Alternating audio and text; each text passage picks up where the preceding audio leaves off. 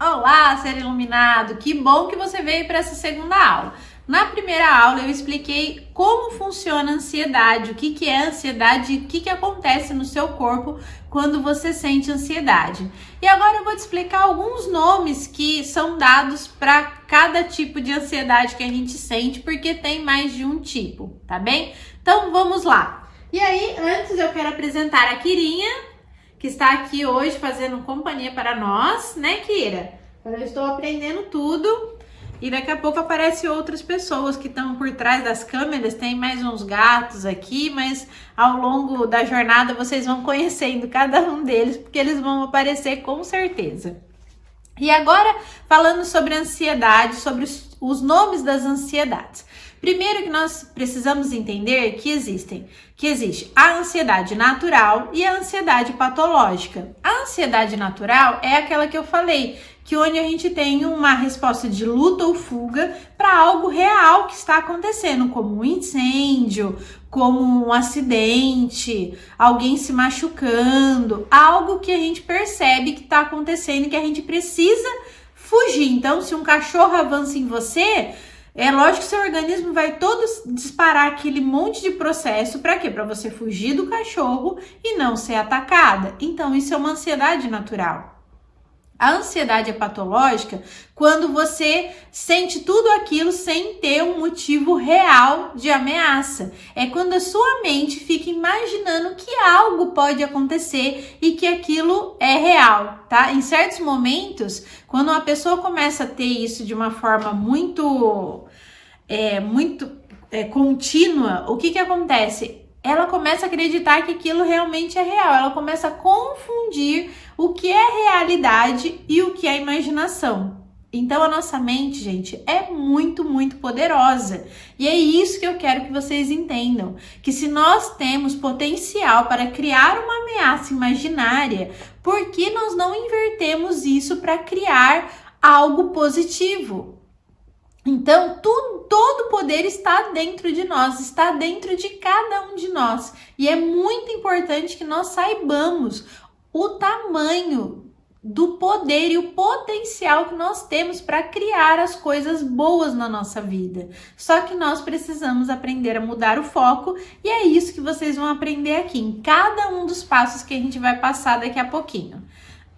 Então vamos lá, vamos falar os nomes das ansiedades. Social é aquela pessoa que tem medo de estar com outras pessoas, que tem medo de falar. As pessoas que têm esse tipo de ansiedade, às vezes elas têm medo, sabe do quê? De até fazer um pedido de uma pizza por telefone. Elas têm medo da pessoa do outro lado da linha não compreender ela, delas gaguejarem, delas apresentarem trabalho em sala de aula, enfim. Isso é uma ansiedade social. É quando ela tem medo de se expor para a sociedade, tem medo de conversar com outras pessoas. E percebam, nesse caso, a ansiedade não é positiva, porque a ansiedade está privando ela de fazer algo. E aí que mora a questão. Eu já falei para vocês no vídeo anterior, a ansiedade não tem como nós eliminarmos ela. E ela é necessária pra gente. Só que quando ela nos impede de fazer algo, aí mora o problema. Porque, por exemplo, eu deixo às vezes de pedir uma pizza, de pedir algo, um lanche, porque eu tenho medo de falar com alguém.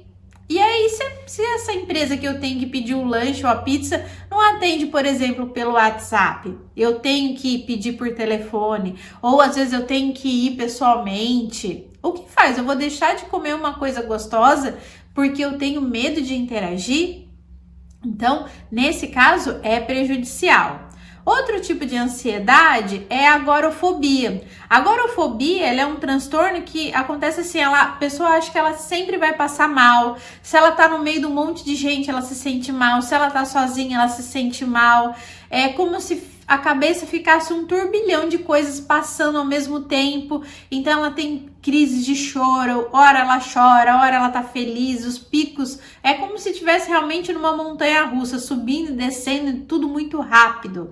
Então a agorafobia, ela é esse tumulto de informações acontecendo. Tá? Então é uma pessoa que tá todo momento achando que algo vai dar errado, sente no corpo dela, a mente divaga, enfim, é um turbilhão de emoções, tudo acontecendo ao mesmo tempo. Outro que pode acontecer é o transtorno do pânico. O transtorno do pânico, o que ele é? Ele é uma ansiedade, só que diferente da social, que, por exemplo, é quando eu vou interagir com alguém que eu fico ansiosa, ou do transtorno do pânico, quando às vezes eu tô andando no meio de um monte de gente ou sozinha, o transtorno do pânico, ele é como se fosse um defeitinho lá naquela amígdala cerebral que a gente falou no primeiro vídeo, né? Que é um alerta.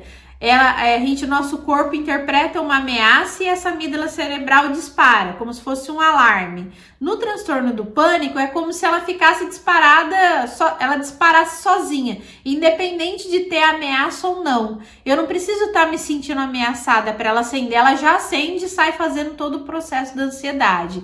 Então, o transtorno do pânico, ele simplesmente dispara.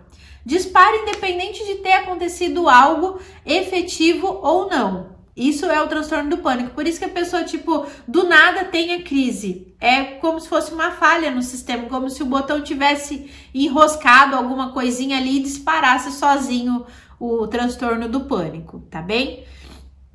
A gente tem a TAG, que é o transtorno de ansiedade generalizada, que é a mais comum, tá? Que é o que acontece com a grande maioria das pessoas, que tá envolvendo o quê? A preocupação excessiva com situações cotidianas da vida mesmo. Então, é aquela pessoa que, assim, o chefe fala assim, eu preciso falar com você. Aí, a cabeça dela já foi longe, né?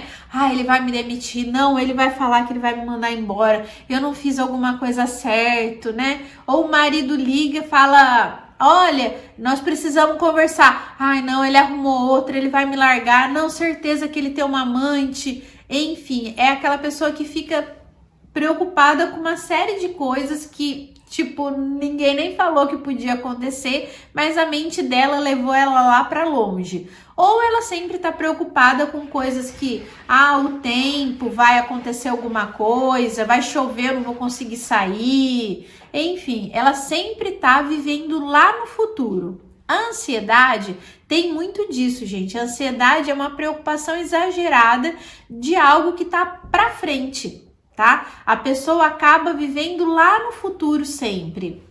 Um pouquinho diferente da depressão, a depressão, a pessoa geralmente fica sofrendo por algo do passado, ela fica presa lá atrás. Eu era tão feliz antes, eu tinha aquilo antes e agora não tenho mais. E a ansiedade é a pessoa que fica assim, mas e se eu não conseguir? Mas e se? Então percebam, a ansiedade ela tá sempre voltada para frente e a depressão sempre voltada para trás. E o grande problema de tudo isso é que a gente esquece que entre o passado e o futuro existe o presente. E é esse a maior chavinha que precisa ser virada. Que se nós aprendermos a viver no momento presente, que é esse aqui, agora que nós estamos, as coisas não vão fluir.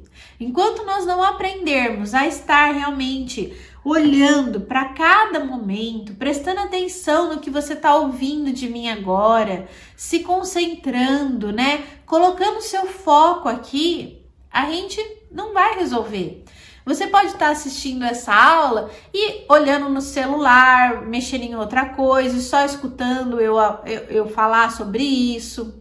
Você pode, de repente, estar fazendo uma atividade doméstica e escutando essa aula. E tá tudo bem, tá? Mas em alguns momentos é importante que a gente se resuma a fazer uma simples atividade de cada vez.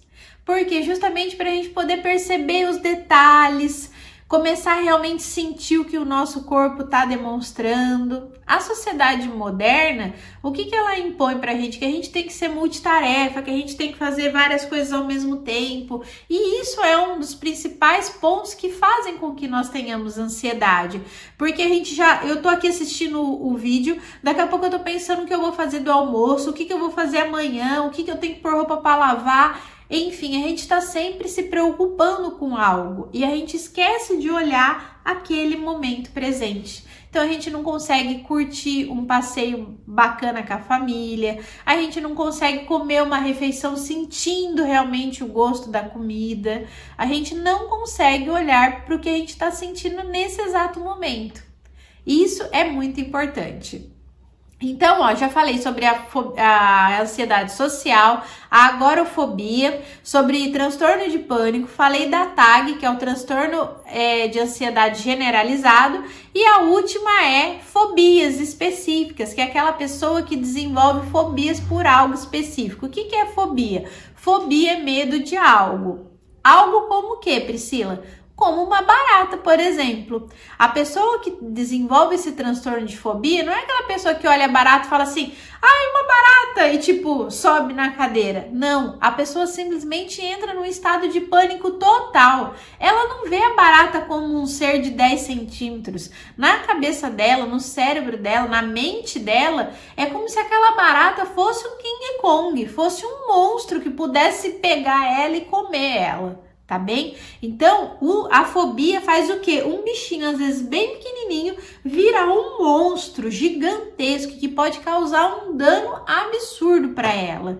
Ela não pode nem sequer ver fotos, quem dirá ver pessoalmente. E aí, imagina, tem pessoas que têm fobias de borboletas. Imagina você tá andando na rua e uma borboleta aparece na frente de uma pessoa com uma fobia dessa. Essa pessoa pode até ter um ataque cardíaco. Por quê? Porque o coração dispara de uma certa maneira que ela pode desmaiar, pode se machucar na queda. E aí é muito transtorno. Então, pessoas que têm isso precisam realmente procurar ajuda de um terapeuta, porque daí a gente tem técnicas também exclusivas para poder ir dessensibilizando aquela fobia e fazendo com que aquele ser horrível, né, aquele transtorno horrível passe a voltar a ser comum, como é para a maioria das pessoas. Então, as fobias, elas existem, podem existir as mais diversas possíveis. Medo de elevador, medo de altura, medo de palhaço, enfim, existem inúmeras coisas que podem acontecer. Então, é importante respeitar essas pessoas que têm esses medos, porque não é como a gente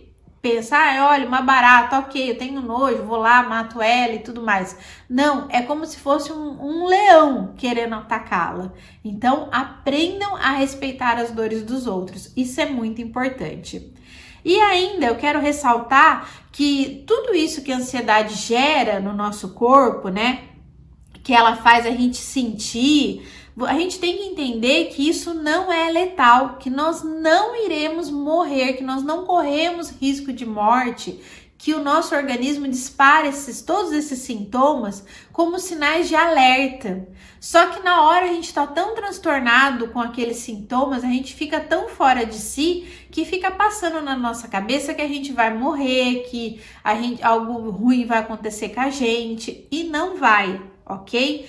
Isso são sintomas de alerta, são avisos que algo precisa ser visto.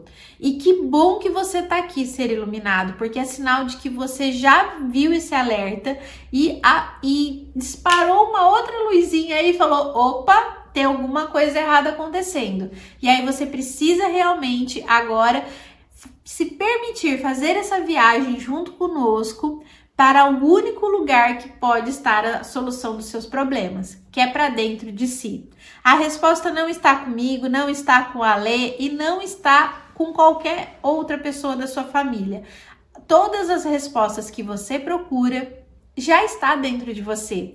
Nós só apenas vamos direcionar você pelo caminho, para que você possa aprender o caminho de volta para dentro de si. Então, eu te aguardo lá na próxima aula para nós começarmos o primeiro passo para que você controle a ansiedade. Aloha! Olá, ser iluminado! Quero te fazer um convite para você conhecer a nossa jornada de 21 passos para controlar a ansiedade. Essa é uma das aulas que tem lá dentro da jornada. Eu vou deixar aqui embaixo o link para você acessar e ver tudo que tem dentro dos 21 passos para controlar a ansiedade. E eu te aguardo lá na próxima aula, hein? Tchau, tchau!